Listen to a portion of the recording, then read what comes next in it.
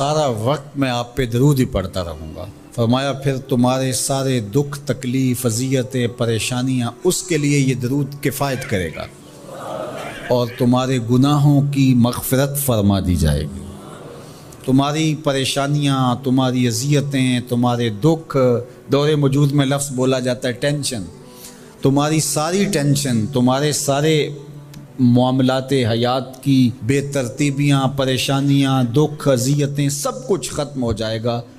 درود سب دردوں کا مداوع ہو جائے گا، سب دکھوں کا علاج ہو جائے گا، سب پریشانیوں کا حل ہوگا، سب مصیبتوں کا مداوع بن جائے گا، اور ساتھ ساتھ تمہارے گناہ بھی بخش دیے جائیں گے۔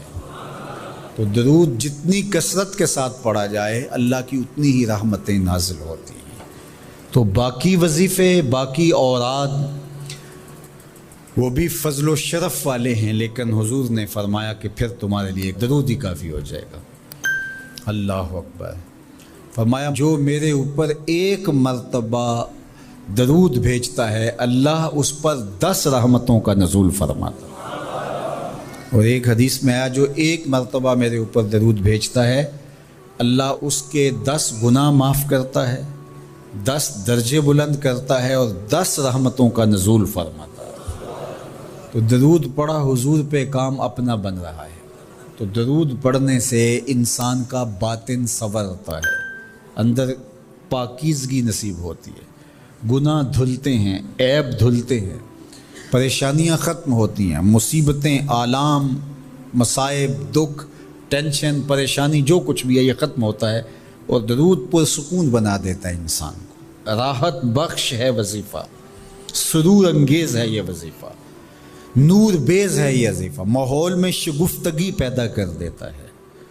اگر درود شریف پڑھو گے تو تمہاری بہت ساری پریشانیاں ختم ہو جائیں گی، تمہارے دکھوں کا مداوع ہوگا، تم ریلیکس ہو جاؤ گے درود پڑھنے۔ یہ درود شریف کی برکات ہیں۔ ایک مرتبہ درود پڑھنے سے 10 رحمتیں نازل ہوتی ہیں، اور جو بار بار حضور پہ درود پڑھتا ہے تو بتاؤ کہ کتنا بڑا ذخیرہ رحمتوں کا اس کے اطراف میں پھیل گیا۔ تو اس لیے کثرت کے ساتھ درود پڑھنا چاہیے۔ حضور علیہ السلام نے یہ بھی ارشاد فرمایا کہ جو میرے اوپر درود پڑھتا ہے میرے اوپر لازم ہے کہ میں اس کی شفاعت کروں گا۔ شفاعت رسول کے حصول کا ذریعہ درود بنتا ہے، چونکہ ہمارا آسرا ہی حضور کی شفاعت ہے۔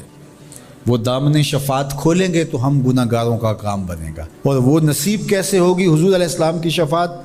کثرت درود سے۔ یہ بھی ارشاد فرمایا آقا کریم نے قیامت کے دن میرے سب سے زیادہ قریب وہ ہوگا جو کثرت کے ساتھ میرے اوپر درود پڑھنے والا ہو۔ تو حضور کی قربت کا ذریعہ بھی درود ہے۔ کون سا مومن ہوگا جس کو حضور کے دیدار کا شوق نہیں ہے؟ کثرت درود کی برکت یہ ہے کہ حضور کا دیدار نصیب ہوتا ہے۔ حضور کا دیدار نصیب ہو جائے تو بتاؤ اور کیا چاہیے؟ اللہ کا فرشتوں کی مجلس میں حضور کی ثنا کرنا یہ درود ہے۔ حضور کی مدح فرمانا، محبوب کی شانوں کو بیان فرمانا۔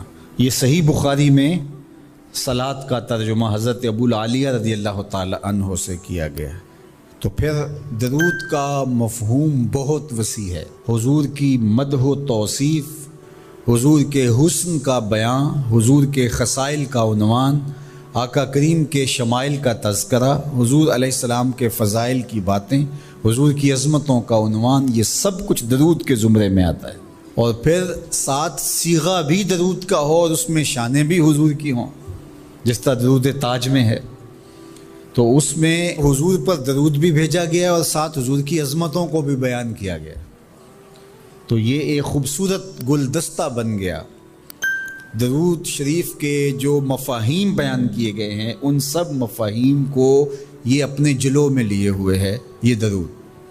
تو کثرت کے ساتھ حضور علیہ السلام پر درود پڑھنے کی تلقین فرمائی گئی۔ حضرت ابی بن کعب رضی اللہ تعالیٰ عنہ فرماتے ہیں کہ آقا کریم نے ترغیب دی درود شریف پڑھنے کی، باقی امور اور عبادت، ذکر فکر تو میں نے عرض کی۔ ارشاد فرمائے کہ میں آپ پر کس مقدار میں درود پڑھوں، کتنا وقت، کتنا درود پڑھوں؟ تو آقا کریم نے فرمایا ما شئت، جتنا تم چاہو۔ فرماتے ہیں میں نے کہا میں چوتھا حصہ درود پڑھوں گا، باقی 3 حصے دیگر عبادات اور دیگر وظائف اذکار بجا لاؤں گا۔ فرمایا جس طرح تم چاہو، جو تمہاری مرضی، لیکن اگر درود کی مقدار کو بڑھا دو تو تمہارے لیے بہتر ہوگا۔